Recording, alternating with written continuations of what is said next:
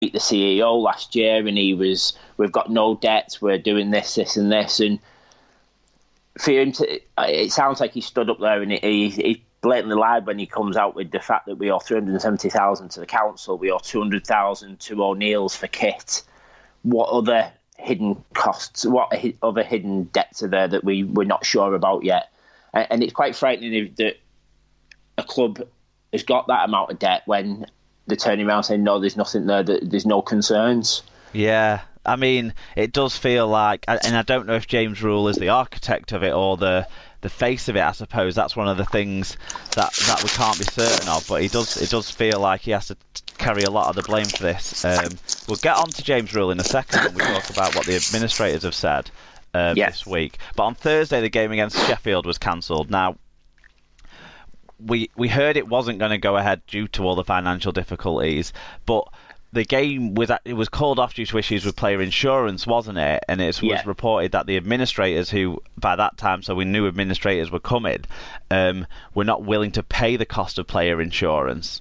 So a decision was still to be made at that stage, and still to be made now, about what happens with the points from this match, whether the Eagles will receive the points or the game will be rearranged. And I think Widnes at the time thought that probably the game will be rearranged down the way, and the statement that came out said, whilst discussions are ongoing with regard to ensuring the club's survival, it felt appropriate to postpone this weekend's Betfred Championship fixture against Sheffield Eagles. That has been done in conjunction with the Sheffield club, and Widnes Vikings are grateful for the support of Sheffield on this matter. I'm just going to pick back to, it was felt appropriate to postpone this weekend's fixture, because that's not what we heard the reason was for why. It wasn't that the club thought, oh, we've got some stuff here that we need to be sorting out, so it's appropriate that we postpone it. It was that people weren't paid and insurance wasn't in place in case any injuries were picked up, and who would pick up the bill of those injuries and the cost of player wages if they weren't able to play and that sort of stuff for the club. Without that, so even at that stage, the club statement is a little bit disingenuous. Yeah, because when we said about the insurance, and obviously my concern when that came out was it was informed to us last year when we met on the Meet the CEO that Widnes, despite, even though they have insurance for match days, if a player gets injured, the club pay for that treatment. So they don't have insurance to cover the treatment. So Tangatai was injured the other week against Toronto. Now, money for the fundraiser was used to his treatment. So it sounds like, and reading back on Twitter, and James Gordon commented that a lot of clubs do that. They have baseline insurance, but then if a player gets injured, because premiums are so high, they don't have that type of insurance, so that the club would then pay out for injuries. And obviously, Widnes have had a few bad ones over the years. So, yeah, well, especially the last 2 years, it's been... So, yeah, and you wonder, is that why we've been spending so much money? Because you've got these injuries, players are having surgery, we're paying for it privately, so that's going to cost a lot of money. And then you get this statement coming out. My concern when that was read out, with the bit that you commented on, was if we're doing that for the players and paying for their injuries, if we played on Sunday and then went into administration and had to sell these players then, whilst injured, ain't going to pick up a club. A club ain't going to buy somebody or pick somebody up who's injured, so they would then be losing a wage, and they wouldn't have any insurance to cover that wage, and that would be a concern. And I think that's what they've looked into. I think they've looked at it. If it did go down the pan, and a player got injured, and then the club went and they had to find another club, there could be potentially a player with a mortgage not getting paid because he's injured on the sideline after a game. Yeah, and to be quite frank, it's common occurrence that players get injured. Yeah. Playing for Widnes Vikings, unfortunately. Yeah, definitely. Recently. So Friday, the administrators were called in.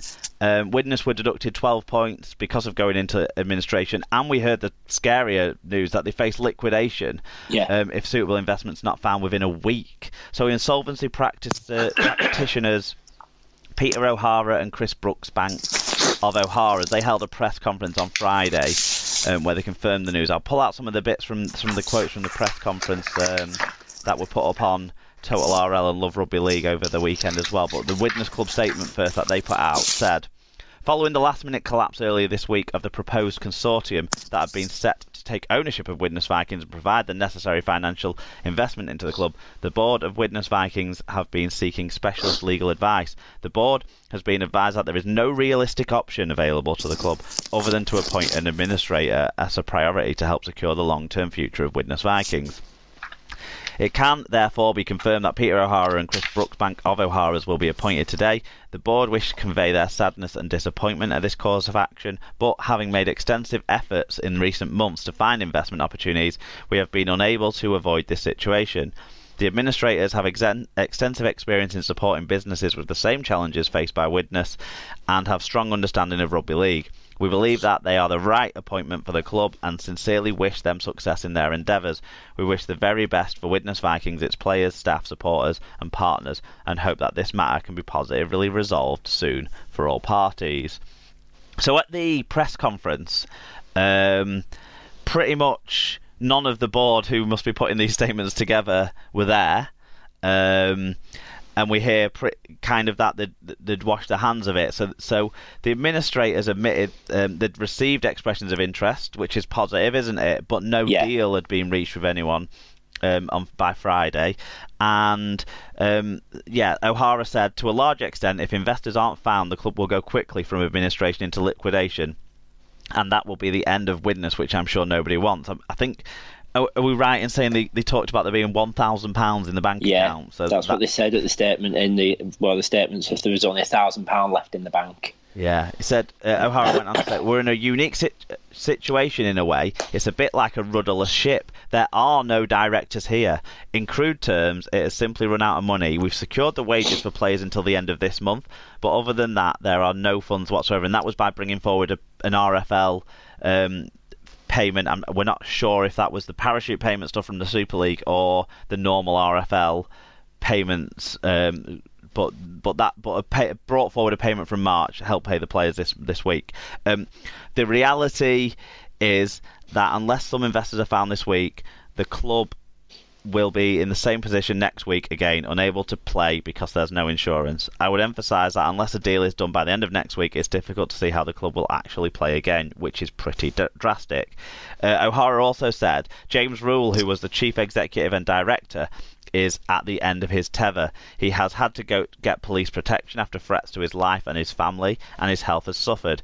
He came to my office and he really doesn't want anything more to do with it. So we had a couple of views that came in, one off the back of this then on Friday, one from Neil McEwen, who's a Widnes fan. He says, "I'm totally shocked with the Widnes news. It's a worry where the money has gone. Rumours in town are Brian O'Connor and James Rule took severance payments of over 300k each, even though they both resigned, just like Big Nigel at the RFL.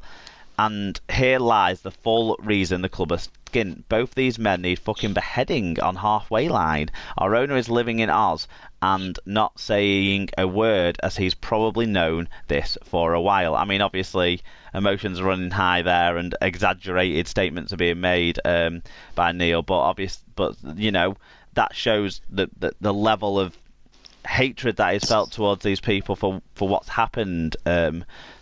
At recent times. And Wakey White, who's a Wakefield fan, obviously said, sad business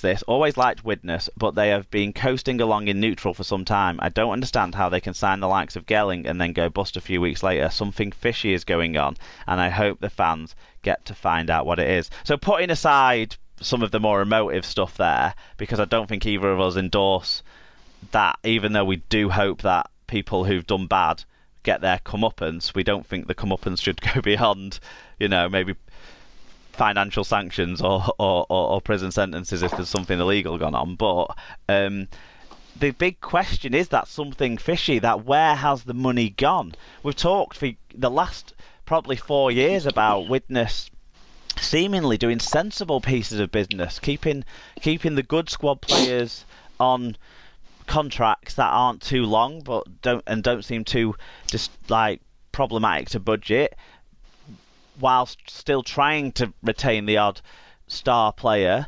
Once Kevin Brown left, though, there hasn't really been, other than Rangi Chase, who obviously they wouldn't have had to pay, there hasn't really been any huge investment in the side. So it seems, in fact, possibly Anthony Gelling might be the biggest name signing since Kevin Brown left, and that was for a championship season. But it does make you wonder when central funding is practically the amount of the salary cap, and I'm fairly certain Widnes can't have been spending the salary cap maybe in the last 2 years. Last year, possibly they brought some people in towards the back end of the year that might have pushed their salary cap limit up a little bit, and maybe there's a cost there that's been brought in with bringing in Finn, Hansen, people like that. But the money hasn't gone on players on playing staff that are on the pitch, as far as I can see. No, and that's the thing that hopefully will come out now in the wash. You would like to know how much money was being filtered away by not just the board of directors. Obviously, they will have been taken away, but it would be interesting to see what wage they would be taking. But then how many backroom staff and what we were paying them? Have we been over-reliant on people? Has there been too many people employed in too many roles? Have we had two or three people doing the same role when we could have budgeted better? You have to look at, as well as the money coming in, sponsorship-wise and everything like that. The Beat the Scrum campaign, whilst it's a brilliant campaign and really good, and as I work in the NHS as well, it's a really good thing, and I'm really behind it. But to have that on the front of your shirt, has there been a financial cost to Widnes when you could have got a big name sponsor to be there? You just wonder how we've utilised bringing in money. You've got your other shirt sponsors that are obviously there that'll bring in a little bit of money, but your main one is your front of your shirt, and it's shown on Sky when you're playing and on the BBC on Super League shows. And you just think, could that have been better utilised? Did we get any money on that, or was it just we were doing it for the community? And I agree with them doing the stuff for the community, but and bringing it along. But could we have been making money for the club? And I just wonder what sort of business sense was going on at the club. Yeah, so possibly being a little bit wasteful and not taking advantage of all the opportunities they could. Yeah. Are certainly a couple of the worries, but it doesn't explain the rent. So the rent is that's the big debt that we've learned about. Yeah. And if you're doing all this work to engage with your community, surely that's massively unravelled and undone by not paying what you're supposed to back into that community. Yeah.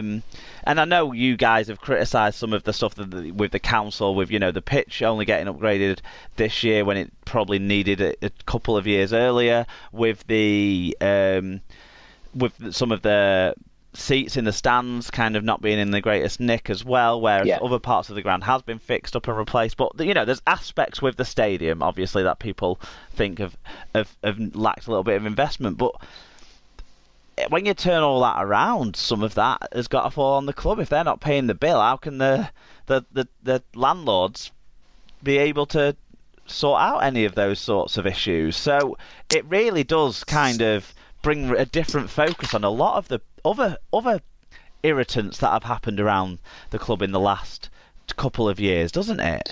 Yeah, and it'd be interesting to find out what the actual charge for the rent was.